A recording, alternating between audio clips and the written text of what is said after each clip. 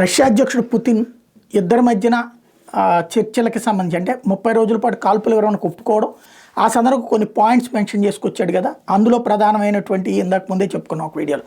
అయితే ఇద్దరికీ లాభం అన్నటువంటి వివరణ ఇచ్చే ప్రయత్నం చేస్తున్నాడు. ఒకటి, సీజ్ ఫైర్ వలన, అంటే ఇప్పుడు నిపుణులు చెప్పే మాట ఏంటంటే ఈ ఇద్దరు కాల్పుల విరమణ వలన ఉక్రెయిన్ తన సైన్యాల్ని మళ్ళీ పటిష్టం చేసుకుని ఎక్కడెక్కడికి డిప్లాయ్ చేసుకోవాలో అక్కడికి చేసుకోగలుగుతుంది, కొత్తగా రిక్రూట్ చేసుకోగలుగుతుంది. అదే సందర్భంలో రష్యన్ ఫోర్సెస్ 2000 కిలోమీటర్ల దాకా అడ్వాన్స్ అయిపోయి మిగతా ప్రాంతాలు ఏదైతే ఉక్రెయిన్ అది కబ్జా చేసుకోవాలనుకుంటే ఆ ప్రాంతాల దగ్గరికి వెళ్ళిపోతాయి. ఈ టైంలో రెడీలో కూర్చుంటాయి. తద్వారా వీళ్ళకి బెనిఫిట్. అట్లాగే ఉక్రెయిన్ ట్రూప్స్కి సంబంధించినటువంటి క్రైమ్స్ వీళ్ళు ఈ మధ్య కాలంలో అక్కడ ప్రజల పట్ల చేసినటువంటి ప్రవర్తనలు కొన్ని ఉన్నాయి. వాటిని ఇన్ఫర్మేషన్ గ్యాదర్ చేసే పనిని కేజీబీ తీసుకుంది.